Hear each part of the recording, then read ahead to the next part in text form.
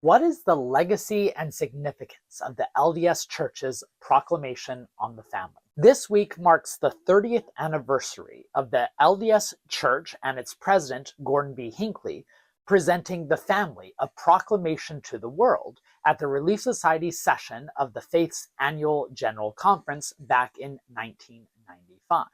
It is likely the most authoritative, most quoted, and most contested LDS text outside of their canonical scriptures. Now, I've already done a video on the historical origins of this proclamation back in March, so you can go back and watch that if you want more of a deep dive on the historical road that brought us to that text.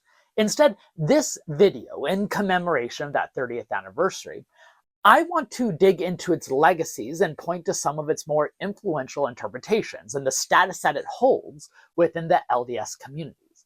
Because in many ways, the modern LDS Church is both structured by and tethered to that proclamation. And so understanding that text and its place tells us a lot about the faith and its members. While I said that you'd have to go back to the previous video to get the full history, I do think it's important to highlight at least some of the context to emphasize where we got the document. First, there were internal issues and tensions over gender that had been in the works for several decades. 2 decades of disputes over feminist theology and those within the faith trying to move the church in a more progressive direction that meshed with the broader cultural climate that saw gender equality as a necessary next step in human progress. This was especially heightened in the wake of the 1978 end of the racial restriction, which opened the question of whether the LDS Church was willing and able to adapt in other areas to match the current tenors. And there was scholarship by many, especially who were born out of this new feminist scholarship of the 1970s, 80s, and 90s, who are pushing for things like the divine feminine or female ordination. And those led to disputes, including in September of 1993, the September 6 disciplines, in which many associated with this feminist movement were either disfellowshipped or excommunicated from the faith. Those are the internal tensions. There were also external issues that crafted this new proclamation. The LDS Church had been focusing on opposing same-sex marriage ever since 1984, when Dallin H. Oakes, a newly called member of the Quorum of the 12 Apostles, had drafted a memo saying that they should define same-sex marriage as a moral issue and address this church's considerable resources to opposing its passage. And the first area where they devoted a lot of time and energy was in Hawaii. So by the mid-1990s, the church was enmeshed in a legal case in Hawaii. And one of the things that required was to prove legal standing, that your church is harmed by those laws. And the fact was that LDS scripture did not have an explicit thing that spoke on heterosexual marriage as a keystone. So with all those internal and external points of pressure, in December of 1994, Boyd K. Packer, who was then the acting president of the Quorum of the 12 Apostles, created a committee that included both Dallin H. Oakes as well as Russell M. Nelson to draft a proclamation that reflected the church's scriptural and, in their mind, historical and fundamental stance. Oakes has recently come out and said that Nelson was the primary author, though it has long been suspected that legal teams were involved to be able to craft the proclamation or to match the legal expectations of the various court cases that we're involved in. We have not been able to get full confirmation on that, of course. So the only first-hand account we have is that Russell Nelson is at least the primary author. The people who we know were not included in those draftings of the proclamation were the Relief Society presidency, because they were surprised shortly before their fall 1995 session of General Conference by Gordon B. Hinckley, who just became the LDS president, saying, we have this new proclamation, we would like to read it either at the General Conference or the women's session. They ended up deciding to go with the women's session, though Relief Society presidency, by the way, had been intent on using their session to highlight the diversity of Mormon women's experiences, but now had to pivot and base their remarks around this new proclamation, which presented what many see as a very strict, narrow definition of what it means to be an LDS woman. Now, I talked about the internal tensions. I talked about the external legal issues. I talked about authorship. Let me also briefly remark on the broader cultural context, because defining the family as a political tool was a crucial topic in America at that time. Just a few months before the LDS Church presented their proclamation on the family, the Christian Coalition, an interdenominational Christian alliance of evangelicals, had announced their own contract with the family that repeated many of the same issues. And then several years later, the Southern Baptist Convention adopted their own article on the family. In other words, the family had been a key battleground topic for many of these religious traditions defined as conservative in modern America's culture wars. By the way, if you enjoy this type of content, make sure you're subscribed to this channel. I try to do deep dives on historical topics every Monday, connect the past to the present on Wednesday, and then on Fridays, peel back the curtain to talk about a historical issue from the vantage point of how it's created and how it's interpreted. And if you would like a way to give back, you can consider becoming a member of this channel, which comes with a few perks. Let's get back to the topic at hand today. Now let's talk about the actual content of the LDS Proclamation, formerly known as the Family of Proclamation to the World.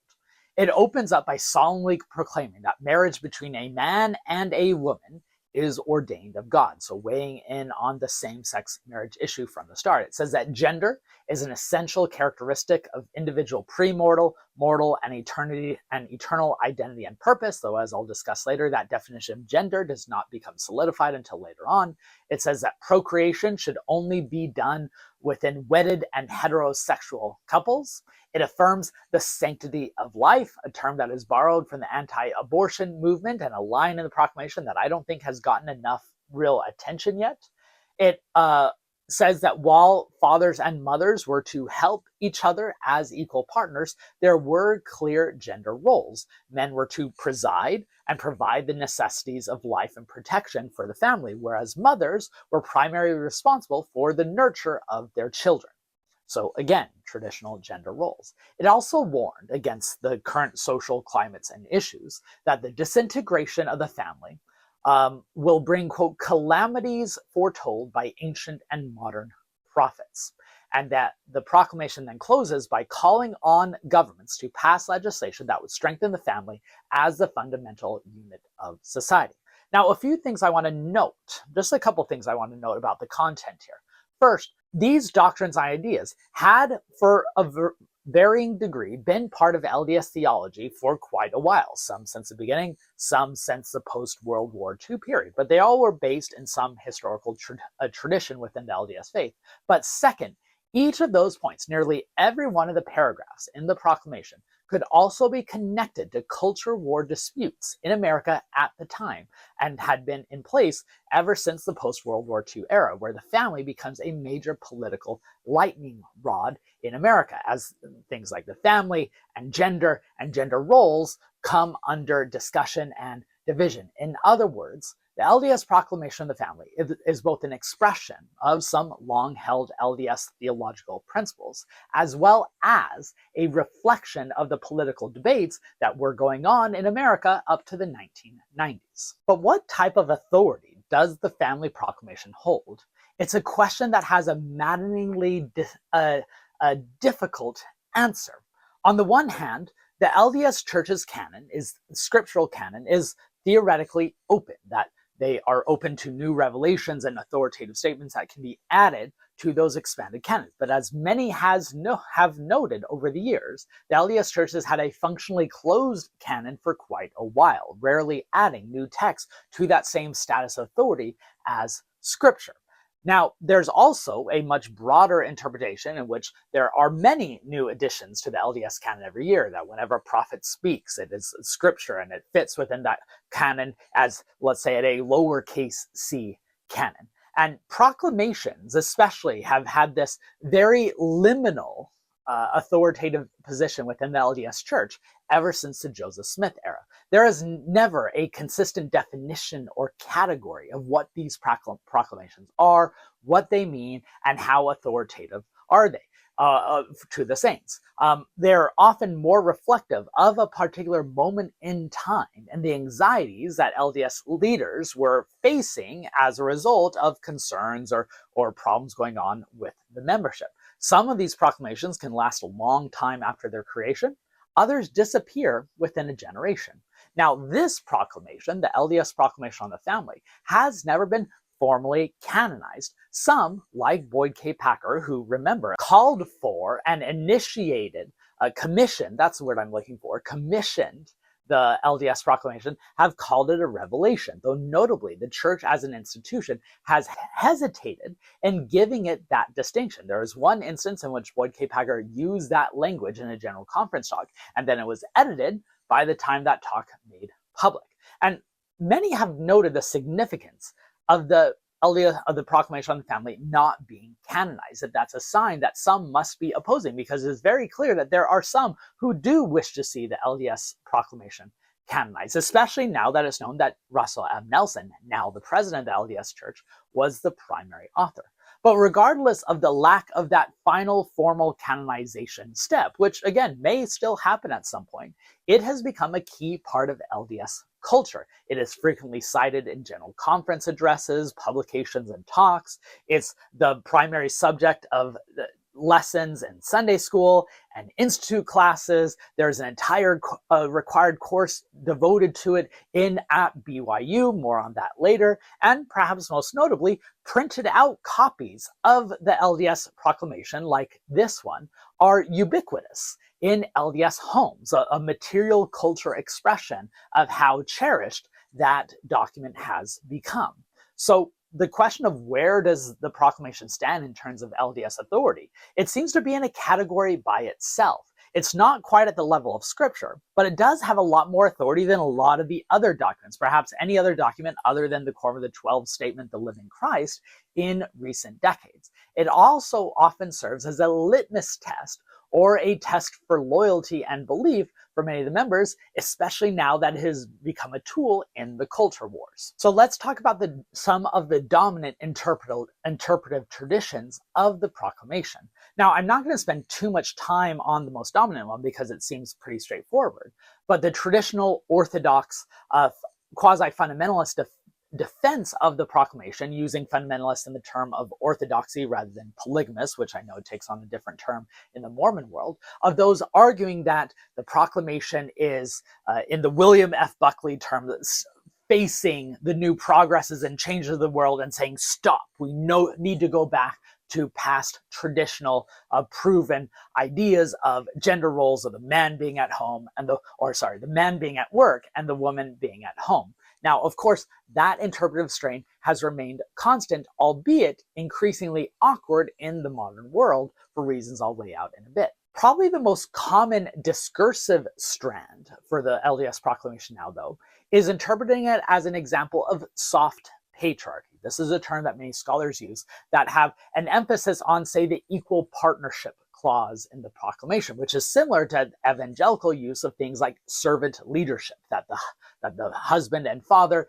is meant to be a servant leader, not a domineering patriarch, but someone who serves out of love. You get the LDS apostle L. Tom Perry, for instance, famously saying that there was not a president in the family and a vice president, but rather co-presidents. These are all efforts to redefine patriarch as well as preside, a word that appears in the document is hard to get around, but many try to water it down to match modern day experiences and expectations, because we now live in a world where these traditional gender roles aren't taken for granted anymore. And in the lived realities, those gender roles don't really exist as much. And so you get some within the LDS tradition who are pushing what we'll call moderate feminism, trying to adapt the proclamation, not just in language like the soft patriarchy, but in reality, with several prominent LDS writers trying to salvage the proclamation with a more moderate feminism,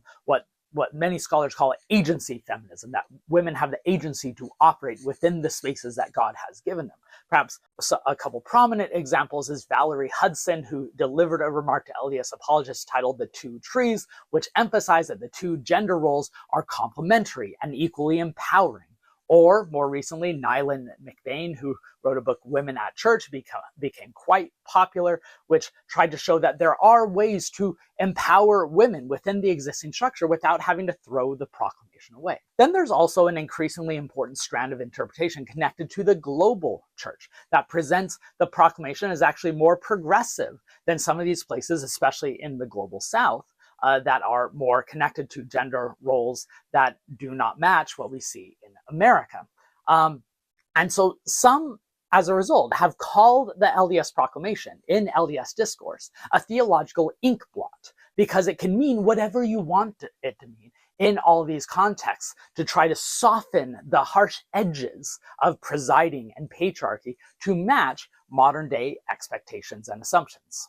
But of course, there's also plenty of voices directly critiquing the LDS proclamation, including those from within the LDS community. You have, instead of the moderate feminists, a more mainstream feminist, mainstream in the American sense, not in the Mormon sense, that have denounced these attempts to soften the LDS proclamation on the family as what is termed chicken patriarchy, a term that is so slippery and elusive that it can never be pinned down, that it hides the true intent of patriarchal rule, and that it's too chicken to stand up for what it really believes. In other words, this moderate feminist interpretation of the proclamation is doing more harm because it's actually hiding the true intent of restoring traditional gender roles. Feminists often denounce and critique the equation of priesthood ordination with motherhood, saying that motherhood is the equivalent of fatherhood, not of priesthood. And also that the soft, moderate feminist interpretation of the proclamation ignores issues of power by focusing on the margins. There's also what scholars call a womanist critique of the proclamation, which says that if we're looking at the moderate feminist critique, you are ignoring power and class, and that the LDS proclamation seems to be reaffirming a white heterosexual upper class sensibility, and that the family is rather an extension of racial capitalism that actually divides and downtrods lots of families throughout the nation. And then, of course, there's a rising number of those who offer queer critiques of the LDS proclamation, saying that its defense of both only heterosexual marriage does not match modern society, and that it alienates queer children and queer adults in the LDS tradition. The Human Rights Campaign, for instance, have cited the LDS proclamation as the key reason why many queer children have been turned out of house when they come out to their parents. And in response to that, of course, the LDS Church has actually softened some of its stated doctrines on homosexuality, no longer seeing homosexuality as a social construct, but something inborn, which means the LDS Church is in this awkward place now where it recognizes the natural inclination of homosexuality without allowing its practice.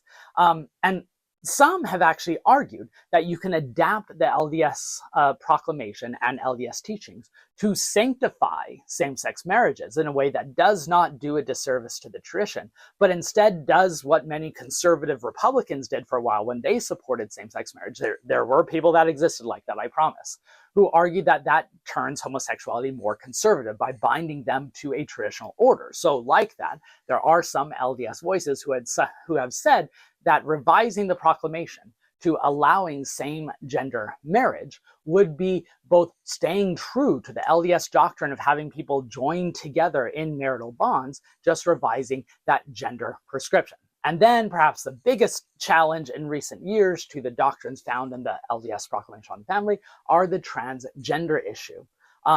Notably, the LDS Church did not fully define what gender meant in the LDS proclamation until 2017, when they said it's a gender assigned at birth. Up until that point, there had been a bit of questioning, but they had to do that in response to a number of voices who tried to claim their LDS identity while also coming out as trans. Most famously, in my book, the wonderful memoir by Laura Hall, Dictates of Conscience, talks about how she went from a stake president and a church architect who designed many of the church's temples to coming out as a trans woman, and that she agrees with the LDS proclamation that gender is eternal, just that she was born in the wrong gender.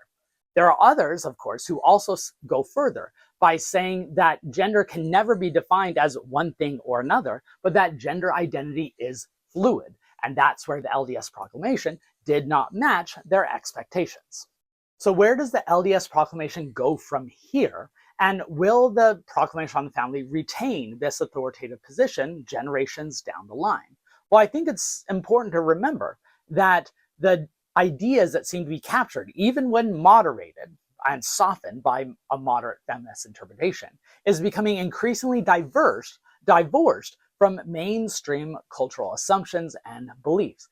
Gender roles, traditional gender roles, are increasingly seen as archaic, and LDS Church are overwhelmingly in support of same-sex marriage. Queer identities and the dissolution of gender roles is just becoming a way of life, which means many Latter-day Saint youth, especially in the United States, is having an increasingly difficult time to mesh the worlds that they're seeing in the boardrooms and in jobs and in schools with these ideals that are taught from the LDS Church and enshrined in the Proclamation.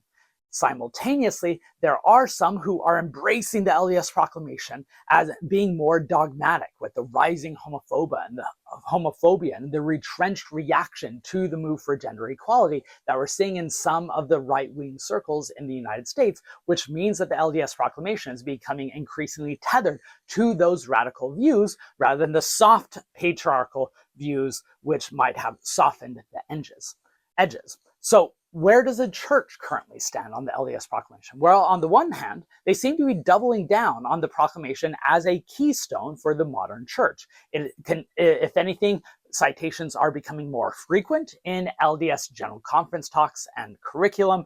It became one of the 4 key required religion courses taught in the BYU system. The Eternal Family is, of course, devoted to supporting the Proclamation. By the way, BYU has also made it clear that defending the Proclamation is a key agenda item for the university going forward, and it has become a core question asked for potential BYU faculty.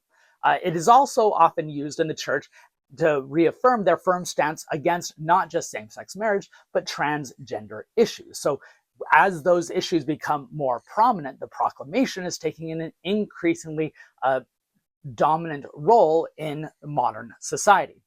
But even as the Proclamation is becoming much more prominent in the LDS Church, some of its elements are being softened. The legacy of that soft patriarchal, moderate feminist interpretation that I discussed earlier. Very rarely do you see public defenses of phrases like preside, and very often do you see highlighting the phrases like equal partners. In other words, many in the LDS Church, leaders and defenders alike, are trying to make the Proclamation appear more moderate than it is, and certainly more moderate than the context in which it was initially produced. Will that last? Well, the gender issue, both over queer identities and gender roles, is an increasingly ticking time bomb for the LDS Church, as many are unable to square those teachings with what they're experiencing outside of the faith. It may therefore become a crucible for the younger generation in the church. How do you balance these church teachings with what are becoming common views of life, reality, and gender? So there you have it. That's my overview of the context, legacies, and lasting issues of the Proclamation, about how it was created in a partisan environment, how it holds a liminal authoritative status, and how it continues to be a touchstone on many of the cultural issues, both within and outside the church. What's the future going to be? Well, there's a broad spectrum of possibilities. Historians rarely make good prophets, but 3 dominant directions include that it could eventually become canonized. It could be added as a Doctrine and Covenants section or like an official declaration. It could stay the same, remaining in this liminal space where it's not fully canonized, but it's treated like it is. Or it could be downplayed and eventually forgotten, like previous proclamations from LDS authorities are. Again, that category is exceptionally nebulous and liminal and does not always mean that it will be as authoritative in the future as it is now. What is clear, though, is that modern Mormonism will continue to revolve around the Proclamation, at least for the foreseeable future, because so many of the of what are clearly the cultural touchstones are connected to that Proclamation. I hope this video made sense. If I missed anything, let me know in the comments. Please like and share the video if you found it useful. Subscribe to this channel and and consider becoming a member if you'd like a way to give back. History has never been more relevant than it is today, which is why these discussions, giving context to things that seem so taken for granted now, are so crucial.